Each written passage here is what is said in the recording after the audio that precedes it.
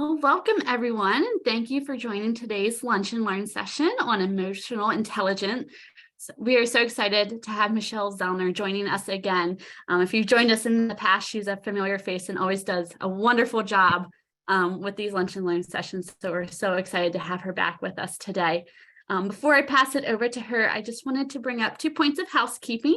If you have any questions or comments throughout the session, please feel free to utilize the Q&A or the chat box feature. Michelle loves an interactive audience, so please feel free to use that if you have any questions or comments throughout.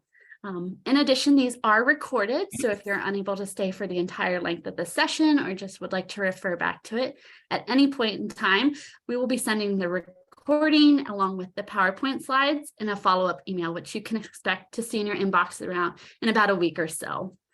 So with that, I will pass it over to Michelle, who is going to talk to us about emotional intelligence. Well, thank you, Angela, and always a pleasure to be with you all today. One of my favorite groups, and I don't say that to everybody. If you haven't been to my sessions before, a little background on me. My name is Michelle Zellner. I have a wellness business called Better Beings, and that has been my mission for almost 26 years now, to help people be better human beings, physically, mentally, and emotionally. Very fortunate to partner with EAPs like yours, SupportLinc, to get to have really thoughtful conversations, hopefully arm you with a little additional tools and strategies, ideas, insights, information to help you live your best life. I have my undergraduate degrees in psychology and nutrition from the University of Hawaii and my master's in kinesiology from CU Boulder. And I teach on and talk on all facets of physical, mental, and emotional well-being, as I said, because this is one whole human. Everything impacts everything. And I think that so much of it starts in the mind. It really does. And the mind is the hardest thing to change. Unless and until you change it, almost nothing else changes. Once you change it, everything else changes. So we have a lot to cover today. And I'd like to get a little gauge of my audience before we dive too much in. Before we even really cover anything, if you would have to score yourself in your emotional intelligence, how emotionally intelligent are you? Scale of 1 to 10. 1, I don't have any. 10, I'm the Olympic gold medal champion of emotional intelligence. If everyone had the amount of emotional intelligence I had, the world would be amazing. Scale of 1 to 10, give yourself a score. No judgment. This is just information gathering. If you want to keep it private, feel free, pop it in the chat, Q&A box. Some people don't know what it is. I'm glad you're here. That's why we're here, to learn about it. I'll say today, if I had to give myself a score today at this point in my life, I'm going to go with a 9.25. Yep, I'm doing it, 9.25. If you had asked me 10 years ago, maybe an 8.5, 20 years ago, I wouldn't even know what you're talking about. So it is something that we learn and grow into, truly. And what I love about it is no matter where you are today, once you appreciate and understand why this is going to benefit you to enhance your emotional intelligence and that you can do it and how to do it, it literally is going to change every aspect of your life. It really is. So let me start with a little bit of this. And maybe this is you, right? This is the thing, right? We all have these things. Ever know anybody, or maybe you are someone who just didn't get it, who says the wrong thing, who does the wrong thing, who doesn't seem to get along with anyone. Maybe misses cues, right? Social cues or conversational cues. You just can't be around them. They just drive you crazy. I'm sure there are people that when you ask these questions, there's like, oh yeah, that Michelle girl. Yep. Guarantee there's somebody that thinks that of me. Guarantee there's somebody that thinks that about you. Here's the thing. At certain points in life and in certain situations, we are all of these things, right? Because this is human. When I look at this list, this is called being a human. That's what it is. Now, why, right? Why do we feel this way about somebody, or maybe like we are this person? I've talked about my sister a lot in the classes that I teach, and she knows this. She has said all of these things to me about herself. She realizes, and at some point has realized or questioned herself about these things. She doesn't have a lot of confidence when it comes to social interactions. Now, she has grown and developed significantly over the course of time, and yet it's still something she struggles with a lot. So it is part of our human nature, right? To question ourselves, to maybe judge what someone is or isn't doing, saying, how they are behaving. And we judge based on our own personal experiences, on maybe our own personality traits and the way we would or wouldn't do a certain thing. All of that is normal. What we want to identify is, what do we do about it? Right? Why is it, and what do we do about it? Because most of these things, if you're reading this list, whether it's you about yourself or you're thinking about someone else, it's probably not a pleasant experience, right? It's probably frustrating, or it's annoying, or you would just rather avoid it, or you make up a story about it, or you dwell on it and obsess about it, chewing up really precious time and energy that probably really doesn't matter, right?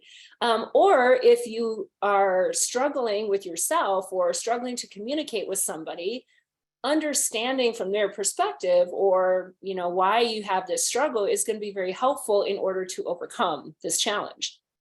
So let us dive into what emotional intelligence is. And I think it's a tricky label, because I think when you look at the what it's not list, I mean, being smart, well, isn't that what it is? No. In fact, and this is my sister, super smart, like wicked crazy smart. So smart that she sometimes doesn't realize other people aren't at her level, right? Or she overcompensates knowing that other people aren't at her level, and then overcompensates to such a degree that she feels like she's talking down. And so it can be a big struggle for very, very intelligent, right, high IQ people to also have the emotional intelligence that equals it. Doesn't mean it can't be developed, it can, for sure.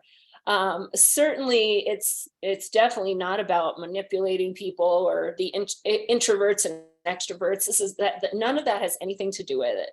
It's actually understanding yourself. It's understanding human behavior. When I think about emotional intelligence, it's understanding how a human operates and why a human does what it does, says what it says, thinks what it thinks, right? And when you understand that every human is designed to survive, unless we have enhanced our degree of emotional intelligence, our human or somebody else's human is operating out of survival mode, out of fight or flight mode. And that's why we might have these, inappropriate behaviors or thoughts or feelings, or the judgments we have about we do or don't see. So when I think about emotional intelligence, it is, number one, understanding what emotions are. And a lot of people don't, because we're not taught this. We really aren't. Nowadays, I think people are being taught better, right? We have like the emotional wheel, or the graph of emotions, and you can kind of match your feeling with like a smiley face or a frowny face or a confused face, right? The emojis we all have, right? We're learning this now. I'm 50. I promise you, we did not learn this when I was growing up. So it's, number one, understanding what emotions are, and then understanding why you have them, right? Why does this situation trigger you to feel a certain way? And then it's determining, is that helpful, right? Is this emotion for this situation, is that helpful? Is it necessary? If it's not helpful or necessary, then it's acknowledging the emotion and doing something else. doing something different that would be helpful. So there are many, many steps to the emotional intelligence, kind of process. And the first step is the willingness to separate yourself from the human being that you're in charge of, that's also in charge of you, to separate somebody else, like let's say my sister Nicole, from the human being that is operating my sister Nicole, and start to really learn the human. Because if I can understand her human, I can understand her. And if I can understand my human, I can understand me, and then I can better manage and navigate all the things around me. But it takes a lot of intention, dedication. It takes a willingness to be vulnerable, to be open, to be honest. And all of that is really hard as well when it comes to kind of digging deep into some of the stuff, right? All of the emotions, I think, are important.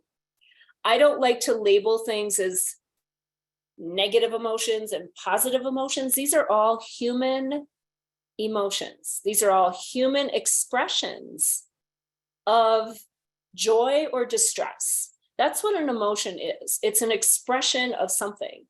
I'm either going to express that things are good, or I'm going to express that things are not good. And the not good can come across in a variety of ways, right? Maybe I'm confused. Well, that's an expression. I would say being confused is not necessarily good, right? Anger. Why am I angry? There's a reason. It's because my human feels threatened, right? When you realize that your brain is programmed for survival, and anytime you are faced with something you don't like, something you didn't ask for, something you don't agree with, something you don't understand, something that you're afraid of, maybe you're faced with like too much all at once, your human is going to help you survive all of it. And so it's going to kick into fight or flight. And that is then going to be some expression of an emotion, some expression of distress. And anger, that's what it is. It's an expression of, I don't like that. Okay, doesn't necessarily mean it's bad, right? Sometimes it's super helpful to be angry. That's a good identifier that, ooh, why don't I like that? And then what can I do about it? So when I stop labeling negative emotions, positive emotions, these are human emotions. And we should all understand them and acknowledge them and embrace them, and then figure out what to do with it. That's what's going to help us get a deeper understanding and appreciation for ourselves, for other people, for the interactions and the relationships we have with other people. And then, we decide that we're going to embrace this process and do the work. So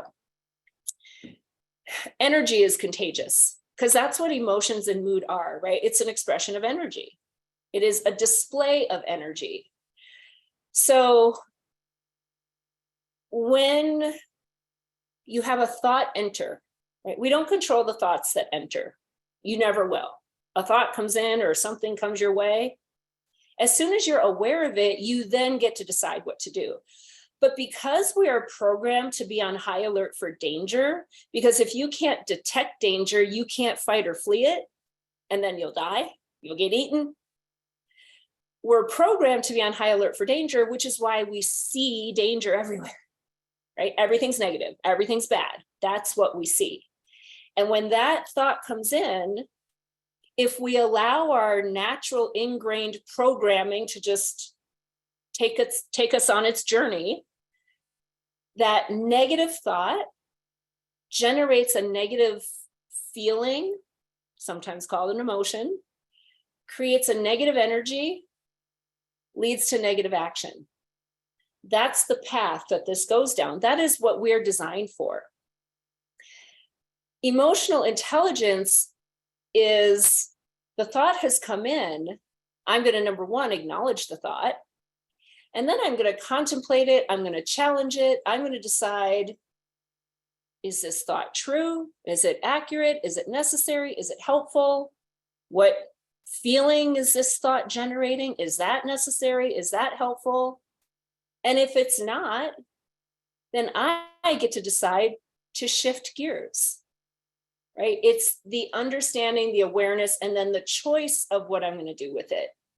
So negative goes negative, goes negative, negative comes in. I decide that's not helpful or necessary. I'm going to choose positive. And then my energy changes, and then my actions change. And then that's what gets out into the world. And then that is what becomes the cycle of attraction. So maybe you've been in that situation where you've been feeling a certain kind of way. Maybe you were feeling great, and you walked into an environment where you could feel something was not great. And then you started to feel not great, because that's what it is, right? It's an alert. That's why negativity is so powerful, because it's an alert signal. Maybe you weren't feeling great, and you are around somebody who is super positive, uplifting, and you're starting to feel a little different, especially the more you hang around that person, because you're choosing to. Because the easy thing is to squash the positivity, to stay in the negative, because that is protection, that is survival.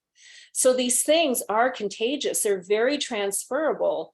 You have to be willing and open to receive and understand that what you're putting out is also going to be received by others, or it's going to be deflected by others. It's whatever that person chooses to do. So much of this process is really up to us as individuals. I do not, cannot, and never will control what comes my way. Neither do you. You cannot, and you never will control what comes your way, ever. You always have the option of choosing what you do in response to what's come your way. The natural response, right, is to kind of go along with what it is, or if I don't like what it is, to resist it. It's going to be one or the other. And again, that really is very much up to our choice. Let us look at these primary emotions. Which ones do you feel like you are experiencing more often than not? Maybe, let's see, it's July 11th. Can you believe that? First 6 months of this year. I know it's hard to go back all the way to January, but think about the first 6 months of this year. If you had to maybe pick, I don't know, pick 5 of these emotions, pick your top 5. Which of these have you been experiencing the first 6 months of the year? I've had a kind of an interesting year, to say the least. A lot of yucky stuff has happened. A lot. More than probably at any shortened, condensed point in my life ever. And I was catching up with a girlfriend a couple of weeks ago, kind of running down all the things. And she said, wow, you've had a really crappy year. And I paused on that for a moment and I said, no, actually I haven't. I've had these really crappy things happen, but I've actually had a pretty amazing year, because I choose to acknowledge all of the amazing things. I'm choosing to not just dwell on the crappy things, even though the crappy things are really big and really crappy. They're not going to overshadow all of the other amazing things that are equally as amazing as the crappiest crappy. But that's often what we do, right? Something negative, we just put it all in the bucket.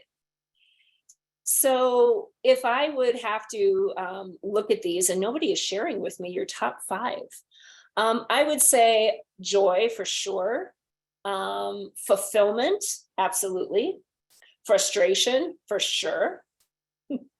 Let's see, is sadness? Yeah, sadness. My sweet kitty died while I was away on a work trip.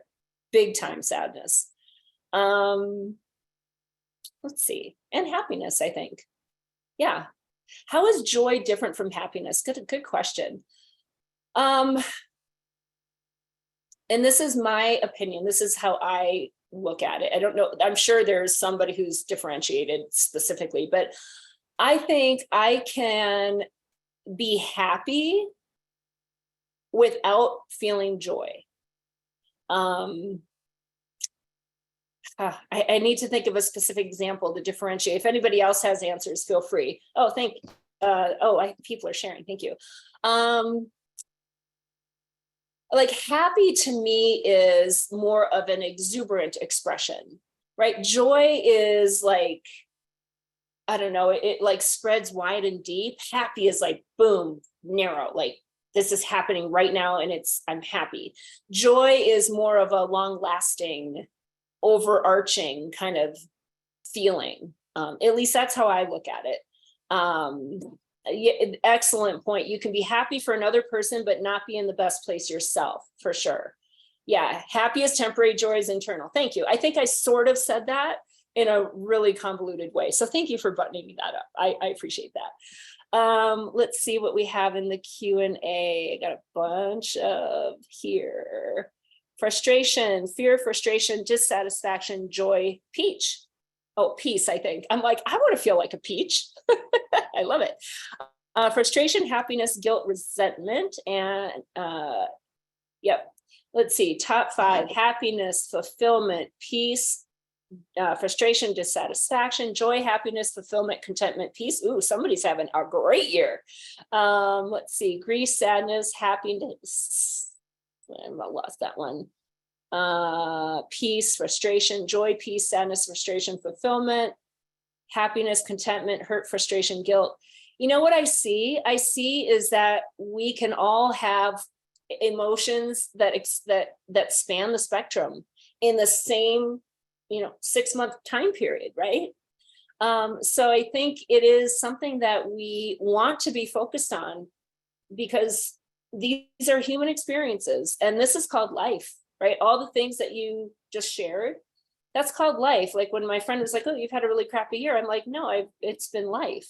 Like, that's what life is. Anyone who says, oh, life is always going to be amazing, right? Seek joy. Yeah, seek it, but you can choose to still be joyful, even in the midst of yucky stuff. I think that's also something that I differentiate joy and happiness. I am not happy that my kitty passed away while I was gone. Can I find a little bit of peace and joy in what happened and how it happened and who was around when it happened and who was there for me after it happened? I can, because I choose to. Am I tremendously sad? I am. Do I know that she did that on purpose to go out in her own way? I do. And that kind of makes me laugh. It's totally what she does. She went out as she lived on her terms. And that actually brings me a little bit of joy. Like, good for you, Axel. That was her name. That is her name. So yeah, I think these are things that as we go through life and acknowledging the emotions and then deciding, okay, now what? But having it, right? We should be sad when sad things happen. We should feel hurt if we feel like we've been wronged. But am I going to hold on to that? Is that going to help me? Is it going to change it? Maybe, maybe not. Somebody shared overwhelmed is a primary emotion they've been feeling. Yes, I think I can definitely relate to that one. Multiple major concerns. Yes, frustration, dissatisfaction, disappointment, sadness, hurt. That's a tough year for sure. And sometimes that is the way the universe works, right? I am willing to bet there's still some joy and some good stuff, even with all of that. I'm willing to bet there is. The thing with positive is we have to look even harder to find it, especially when we are in the midst of the yuck. But there's a good chance that it's actually there. Secondary emotions. So, I think all emotions can be complicated and sometimes it can be really difficult to label what it is. I don't know that we have to label everything, just acknowledge that there's something. I do think that labeling can be helpful because that's how our human brains like to work. So I think these secondary emotions, obviously they spring up out of certain situations, or maybe they are deeply embedded in us because of experiences that we've had. And so then even if it's not an experience we're having, because that has kind of been embedded in us, it comes out no matter what, right? It's like the defense mechanism, the wall that goes up.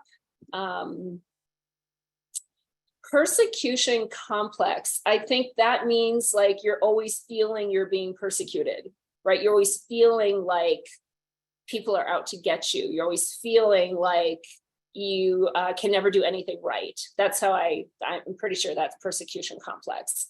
Let's see. Thank you for this. I agree. It's hard to divide the good emotions from the bad emotions. You feel silly saying happiness and frustration, but each emotion is important to be a separate entity. And yes, you can have dissatisfaction and feel contentment. Exactly. Because, you know, there are the events, right? The fleeting ones, like the happiness, but then there's the overall picture, right? There's the piece of the puzzle, and then there's the entire puzzle. And they all are always there, right? Some are there more than others. Some are more obvious than others. Some are more amplified than others at different times, because life is different every single second of your day. You are different every single second of your day because your brain is constantly working, evaluating stimuli, things pop in it. You didn't know it was going to pop in it, right? Things are unexpected, good and bad. And your human is trying to keep it all sorted out. So again, kind of going back to understanding that there is a human being that's main job, only job, in fact, is to make sure that you survive. So I'm Michelle. My human's job is to make sure Michelle survives. That's it. And all of these secondary emotions, and I would say, you know, if we're going to categorize the negative emotions from this list, they're all rooted in survival. Positive emotions, joy, happiness, fulfillment, content, peace, right? If we label those positive, those do nothing for your survival, nothing. In fact, some of them probably could have led to your death. They didn't help you survive in any kind of way. The other ones are rooted in survival, which is why it's so much easier to see them, to feel them, and to hang on to them, and so much harder to move out of them. And same with these secondary emotions, right? Often these are the ones that truly end up holding us back. And sometimes these emotions end up being kind of the foundational layer of choices we do or don't make that also prevent us from living our healthiest, happiest, most fulfilling lives, right? If I have self-hatred, I mean, am I going to take care of myself? Am I going to treat myself kindly? Am I going to set boundaries so others treat me kindly? Why would I do that? I hate myself. So why would I treat myself? If there's something I hate, I don't treat it nicely. So now I'm doing all these other things that are also causing harm to my human, which is probably not going to make things better. So I think getting to the root of where these secondary emotions come from is really helpful. Excellent question. Somebody, two of you, good questions. One said, are they only negative? And why are they all negative? Because these come out of the survival mechanism. Are the primary emotions, like I said, those positive ones, there's nothing that is going to then lead to my survival from experiencing those. These will lead to, hopefully, back in the day, my survival from experiencing these. So there's so many more of them, which is why for every one negative emotion or experience we have, we need 3, I've heard 3 to 5 positive experiences just to get us back to level. And that is where this emotional intelligence really plays a role, is if I'm experiencing these secondary emotions, I need to get to the root of why my human feels so threatened. There's a reason. If I have somebody in my life who's experiencing these, or I'm seeing these emotions being displayed, recognize that their human has some degree of fear. There is something about something that feels like they need to kick up the mechanisms to defend and to fight and to survive. So it all comes out of survival. And when we start to uncover and unpack it, again, learn about your human, let's figure out where does this distress come from? is that now so embedded in me? Well, maybe it's part of my nature, probably because of a whole bunch of experiences that I've had over the course of my time. Maybe because of this gigantic experience that I had from this one super, super, super important person in my life. I mean, all these things can come from a whole bunch of places, right?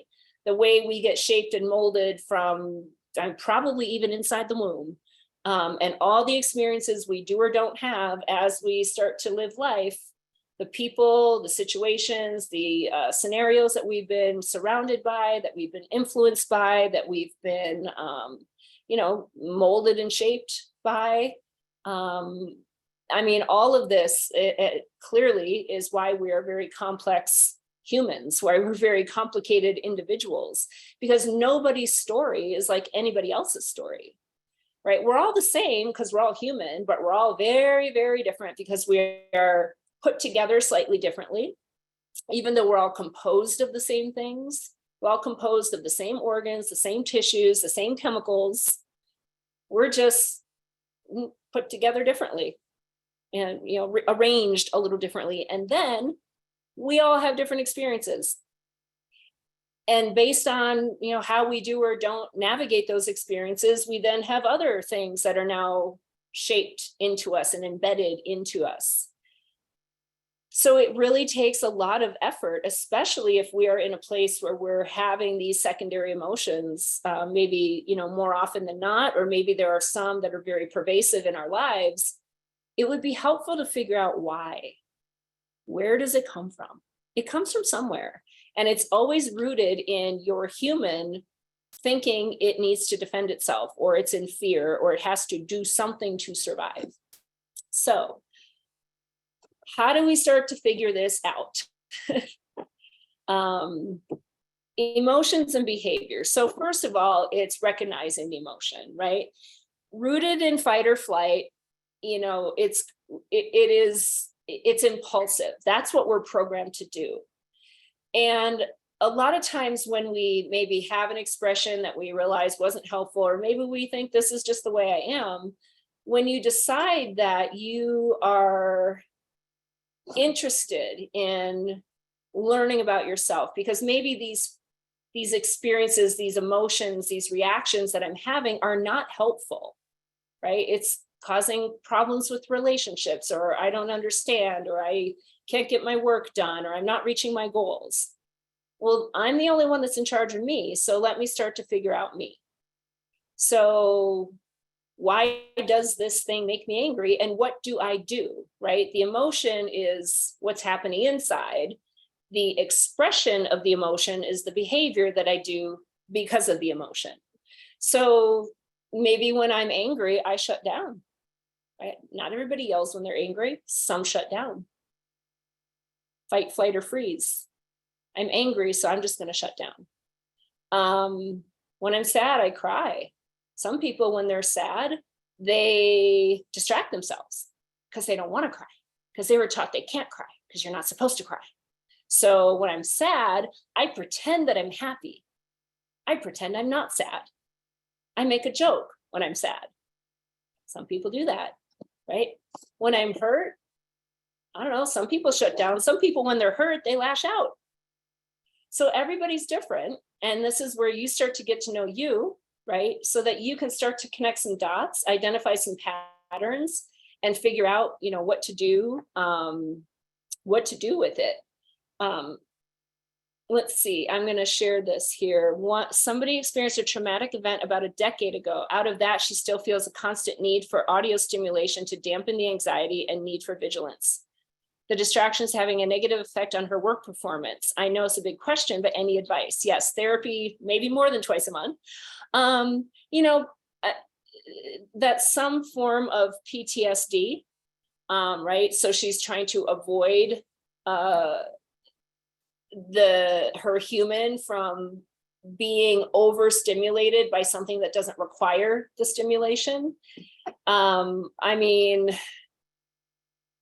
This situation and a traumatic event, if she never actually dealt with the traumatic event and truly dealt with it, right, truly faced it, relived it, went and healed through the trauma, nothing's going to help. So I hope whoever she's seeing for therapy is helping her heal from the trauma, not just get over the trauma. And that's what we do a lot of times with, difficult things. Your human wants to protect you. So it's going to prevent you from having to relive it because that's painful and it doesn't want you to feel pain. And yet, what does that mean? Well, that might mean that I just say, I'm going to forget about it. I'm going to ignore it. I'm going to move on. I'm going to let it go, right? Just get over it. You have to own your emotions or they will own you later.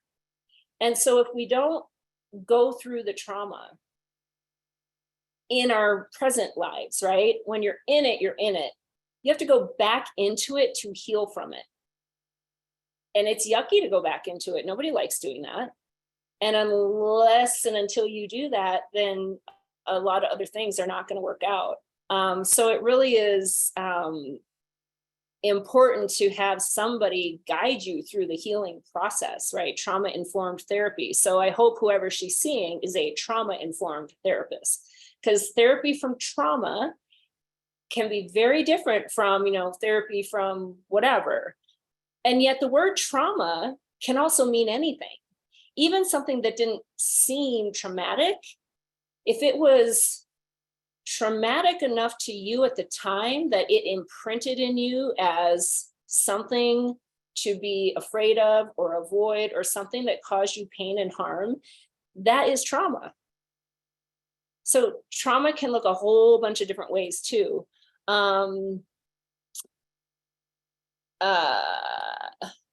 Yes, emotional intelligence helps you learn how to respond with maturity and honesty. You have to get to acknowledge your emotions and your behaviors, right? And that's the key, is you have to be willing to acknowledge it, right? And there will forever be people who, there's nothing wrong with me. There's nothing wrong. I can't help it. It's just the way I am. I have anger issues. No, you just haven't learned how to heal or face the fear or whatever it is that's causing you to be angry, right? And that means you have to be willing to accept that and willing to go through it. So I think even at the base, if you have even a tiny degree of emotional intelligence, it's that you have the awareness and the willingness to say, I need to look under the hood and really start to figure some things out, and then determine, okay, now what? Helping you, understanding emotions. So I have a little method of my own. I'll share it with you. It's called the BOSS method, BOSS, to really start to get tuned into yourself. And if you listen to my podcast, thank you. If you don't, you should. The July 24th episode, it is actually International Self-Care Day. And I walk you through the BOSS method, but it's be quiet, be still, and breathe, right? You are the boss of you. You got to get to know you. So be quiet, be still, and breathe. That's the B. The O is observe. Just observe what's going on in your mind. Observe your emotions. Observe, am I in the past? Am I in the future, right? Observe. You're not judging. You're not trying to problem solve. You're just observing, gathering information. The first S is scan, head to toe. Your human is always trying to get your attention when things are off, right? An expression of distress, muscle tension, a rash that won't go away, my heart is racing, I have digestive issues, low energy, right? Something's off, something's out of balance. Let me make a note, see if I can figure out why is it off balance. And then the second S is serve. So once you've gathered all that information, then Michelle gets to figure out how can she serve her human to get it to a better place. But this takes that willingness to be quiet and be still. And a lot of people don't like to be quiet and be still because they don't want to hear what's going on up in here. They don't want to look inside because it might be yucky. They might not be ready. They're going to judge themselves. They're going to criticize themselves. They're going to blame themselves. They're going to feel less than and be disappointed because I should have let that go. And what is wrong with me? And why do I keep thinking that? And that's what we do. We judge.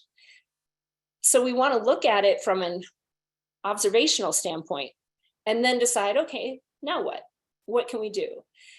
When you can start to understand you you could start to understand others. Now, you'll never fully know somebody else ever, never. Even as much as you think you will, you won't. But you can probably get a deeper understanding, a deeper appreciation. Instead of the judgment we make, I can be curious about it. I can observe something and I can say, I wonder what's going on with them. There's something. Now, obviously, the nature of the relationship that you have with this person is going to play a huge role. And I think the approach of approaching with curiosity rather than approaching with criticism and judgment is the way to go. Criticism and judgment are normal. It's how a human functions. It's part of survival. Is it necessary? Is it helpful? A lot of times judgment and criticism are not helpful and not necessary. Curiosity, on the other hand, is the open and willingness. I want to learn. I'm just curious, right? And so the tone that we use, the tone that they are using, right? All of these things are going to kind of factor into the information that we're gathering to determine what's up and what do we do next. Now, what can be very, very difficult, and I'm sure some of you have had this experience, I know I have, is people mask, right? Mask the emotions. Like I said, I don't want to be sad, so I'm going to be happy, right? I'm super insecure, so I'm going to be the most, bold, gregarious person out there. Really, I hate myself and I'm super insecure and I loathe everything about me.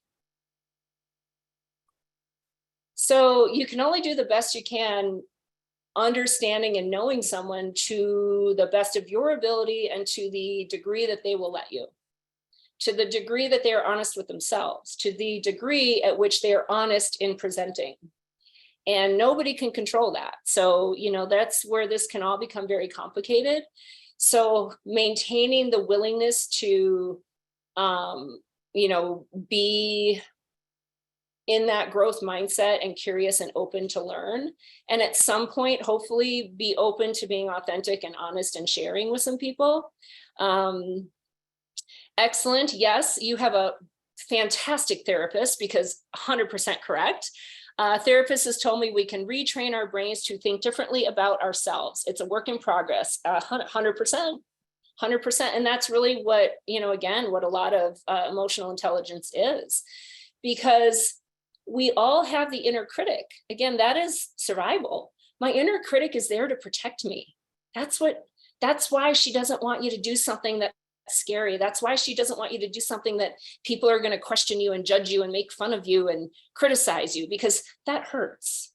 And my inner critic doesn't want me to hurt. But a lot of the things that my inner critic says are actually holding me back. Right? It's not going to, those things aren't life and death. Somebody criticizes me. Okay. Somebody laughs at me. Somebody judges me.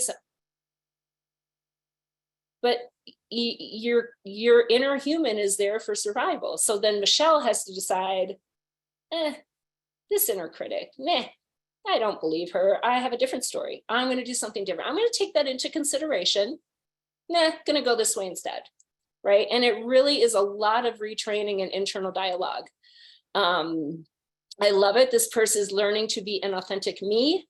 Absolutely. I think that is beautiful. Hopefully we're all learning to be that a little more. Here's a little bit, again, understanding the brain, changing behavior. You cannot change behavior until you change the thought. That's where it starts. Like I said, thought generates feeling, creates energy, leads to action. A lot of times we see the behavior and we want to change the behavior by putting a Band-Aid on it, by scolding it, by telling it should do it a different way. Well, that behavior is not going to change until we go back to change the energy. The energy doesn't change until we've changed the belief and the feeling. The belief and feeling doesn't change until we've changed the thought. So you got to start at the beginning. So when the thought comes in, that's where you take a pause. That's where you, number one, be aware of the thought. Challenge it, question it. Is it true? Is it accurate? Sometimes our negative thoughts are true. I can be honest. I've had negative thoughts that are true. If I don't like it and I don't want it to be true anymore, I'm the one who has to change that, right? And so then I have to think, well, why do I have that? Why is that true? What about it makes me do that? Oh, right. It's some feeling like I need to protect myself. So we see the outward expression of things, the behavior, whether it's in someone else or it's in us, and we're trying to fix it by telling it what to do differently or scolding it or punishing it or whatever, right? Or maybe rewarding it. You got to start at the beginning. You got to go back and really dig deeper and unpack all the layers. And that's where, right, the self awareness starts. So you have to have the ability to recognize. And, you know, a lot of this really comes down, I think, if you are interested in enhancing emotional intelligence, it starts with self-love, right? Do you love yourself enough? Right? If you're seeing someone else that you love do something, whatever, if you love it, my guess is you're gonna try to learn as much as you can to help it. We often don't get to the self-love piece, right, about ourselves. We doubt, we question, we beat ourselves up, right? And then it's just a spiral.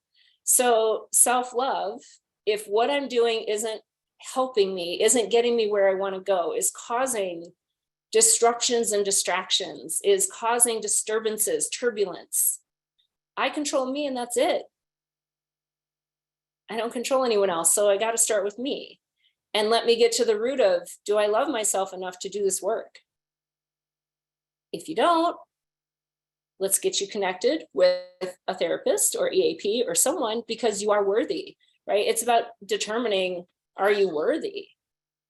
Once we have figured this out, then it's the self-regulation, right? Taking responsibility for our actions, our energy that we're putting in and out, right? If we are impulsive, okay, I can't help it. It's just the way I am. No, you can help it. It's the way you are. It's really hard, but you can do something about it. Let's figure out what we need to do to manage that. I mean, a lot of times, right, it's like the go-to habits that we've had, or the ingrained experiences and reactions that we've had in the face of distress. That's just, our human has just been programmed to do that. So I want to reprogram by learning a bunch of steps. Having some kind of motivation. So once we recognize how a human thrives, we understand that a human wants to be challenged. It wants to have something to accomplish, to strive for, to feel fulfilled, to feel valued, to feel like it has a sense of contribution. If I am constantly in fight or flight, right, I'm constantly in these emotions of figuring out how to fight, flee, or defend myself. I'm in fear. That's going to take away all my energy to do things to thrive. Understanding from an empathetic point of view, again, getting to know human to human, right? We're all humans.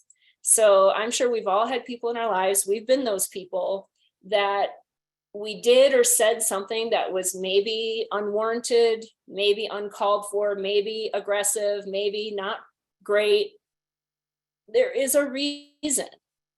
So I learn about myself. Why did I do that? And okay, now let me learn to do it differently next time, because it wasn't necessary, it wasn't helpful, it wasn't kind. Or maybe that came my way, and the natural response is to defend myself, and that's more negativity going out. The emotionally intelligent response is to take a deep breath, take a pause, and evaluate. Not to give a pass or dismiss or to justify that came my way, but okay, I can understand it. I don't like it. I didn't deserve it. I don't agree with it, but I understand it. And then I can figure out what to do, right?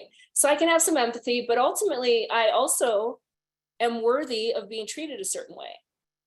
And if I decide that I no longer want to be treated that way, I can't change you, but I can change me. I can choose to step out of the line of fire. And that might mean putting a boundary around you, or maybe removing myself from your environment so I'm no longer the target. Also sensing what others need, right? And some people are more tuned into other people's energies than others, and that's normal, right? We don't all have the same skill set. My sister is the IQ, I am the EQ, and together we balance each other out. She's helped me with some IQ things. I will never be an astrophysicist like she is, but I've helped her with a lot of EQ things to show perspective. And to kind of learn by observing and being willing and open to that learning.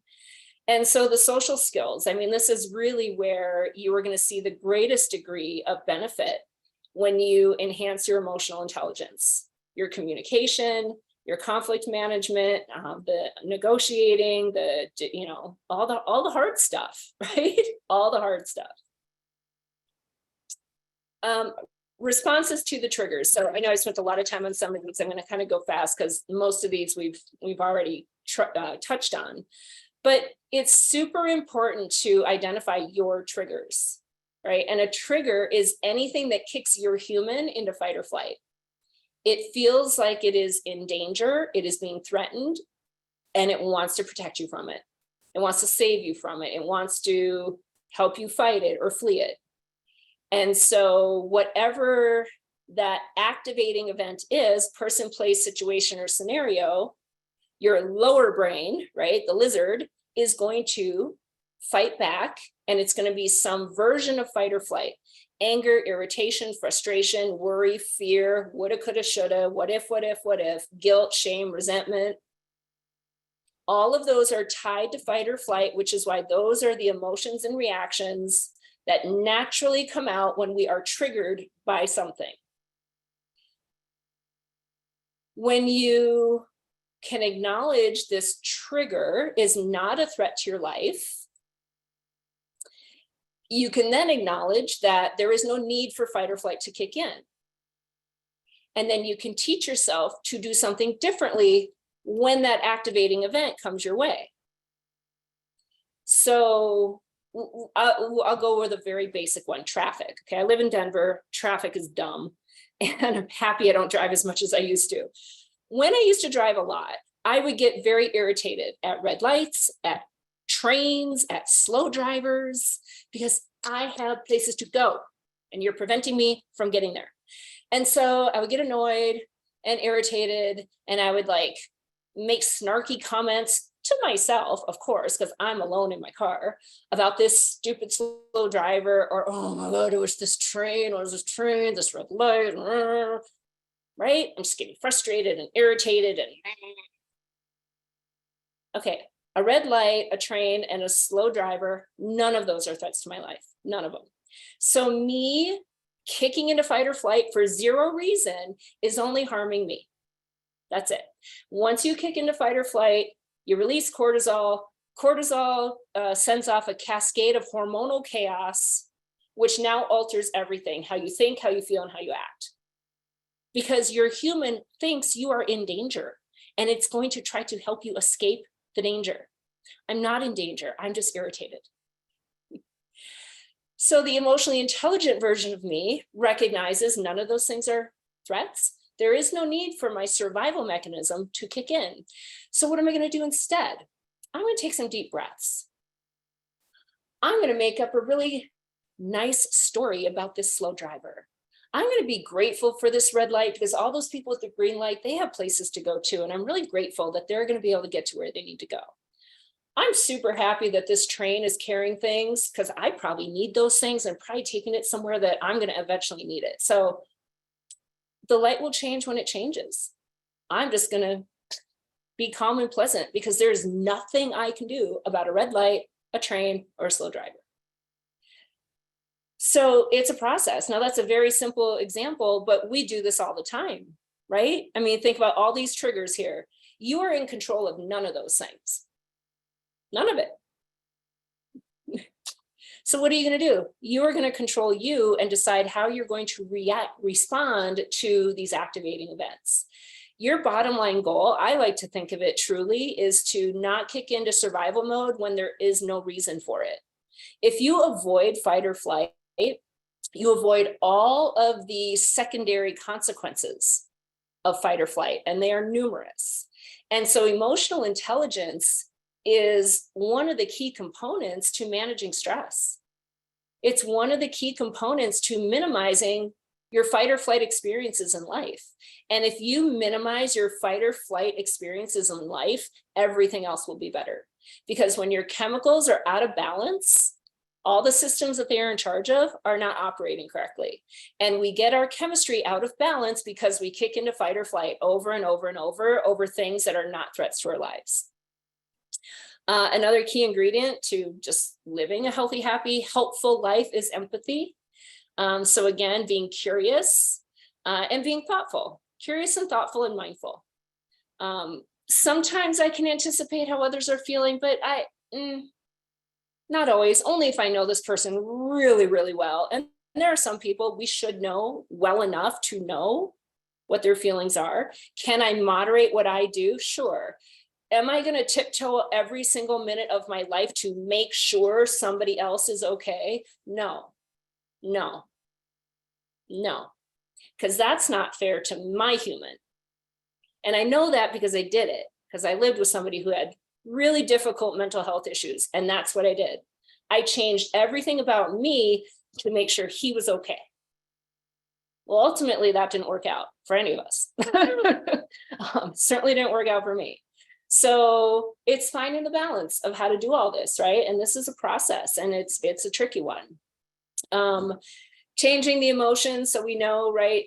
Finding those ways of choosing to find the positive, focusing and being intentional about the good. Negativity is everywhere. It's not hard to find it. You have to choose to see positive. And I promise you it's there, even in the midst of yuck. It's helpful to be positive. It's easy to be positive when things are great. It is necessary to be positive when things are not great, right? Gratitude, we talk about gratitude all the time. Super easy to be grateful when things are great. Really incredibly important to be grateful when things are not great. When I think about my kitty, I mean, I am grateful for the way that it went. I don't like it. I wish she was still here, but it is what it is. And I am grateful. Not fun being gone when that happens, but man, I can only think of how it would have been had it gone a different way, right? I would have interfered. I would have taken her to the vet, and then I would have had to make a horrible decision. She made the decision for me. She didn't want me to interfere. So I made up that story. Like, this is how I'm choosing to see it, instead of I should have done this, I should have done that. If only I would have taken her to the vet. If only my cat sitter would have taken her. If only, well, it didn't. So why dwell on it? Because it doesn't matter. And I don't know the future, right? We create a great story about the if onlys. You have no idea what the if only story would have been. Identify the emotion, right? Determine, is it helpful? Is it necessary? What can I do about it? But own it. Don't pretend you don't feel a certain way. Don't pretend you're not angry if you are. Be angry. There's most likely a good reason for it. But then decide at what point is this anger no longer necessary and no longer helpful, and now it's harmful. That is emotional intelligence, is understanding when to start to move through it. Here are the reasons you are going to want to work hard on this. And I know we're going to run up against the clock here in just a moment. If you want to be these things, then you're going to put some time and effort into enhancing your emotional intelligence. And I'm sure if you can identify some people, that are these things, it's probably because they worked on it. Some of it is our nature, right? We all have different skills. My sister is a math whiz. I am not. Can I get better at math with a lot of really hard work? I can. Lucky for me, I don't have to be good at math to do what I do. It's part of the reason I do what I do, because I'm not good at math. So I'm going to do this instead. But emotional intelligence is the same, right? If it's something you struggle with, you can get better. It's just going to take some work. Take a screenshot of this and then do this activity. And maybe do this activity with some people in your environment. Maybe it's coworkers, maybe it's your kids, maybe it's your best friend, your significant other, whatever. do this activity. I promise you, it is a really great way to identify where we're going to want to work on some things, what worked well, what didn't. And then think about, where you are with this, whatever your score was in the beginning, what are you willing and able to do that will bump you up a notch or two? Be patient with the process, but you have to do the work. Nothing changes if nothing changes, and you are the only one who can change. You cannot change someone else. And I just encourage you to stop trying, because you're going to waste a lot of time and energy. Focus on you. These interactive toolkits are super helpful, so check those out. Of course, your EAP, amazing and helpful. So please, if you haven't already connected or explored what you have available, take some time to do that. Lots of different services, including your work-life benefits. And this is how you access it. Whew, that was a lot. I wish I had another hour with you, because I know there's so much great stuff in the chat. Thank you all for sharing. If anybody wants to stay connected, betterbeings.net is my website, where you'll find all the things, my podcasts, my blogs, my social medias, and my email list you can sign up for. Happy to hang on for a couple minutes. If anybody has other things you want to share, feel free. Awesome. Well, thank you so much, Michelle. It's always a pleasure having you. Someone even commented, I love your attitude and perspective. I think a lot of people can agree with that. So thank you so much. And thank you to all our viewers for being such an interactive audience. Always helps make these Lunch and Learn sessions go so well. So if you are interested in seeing Michelle again, she is joining us on August 9th for the Navigating the Return to School session. So if that is something you're interested, please feel free to sign up. We will be sending a follow-up email that contains the recording along with the PowerPoint slide, and it will also have the sign up link for next month's session. So if you're interested, we would love to see you back on August 9th. So with that, thank you, Michelle. Thank you, everyone. We hope you have a great rest of your day. Thanks, everybody. Bye-bye.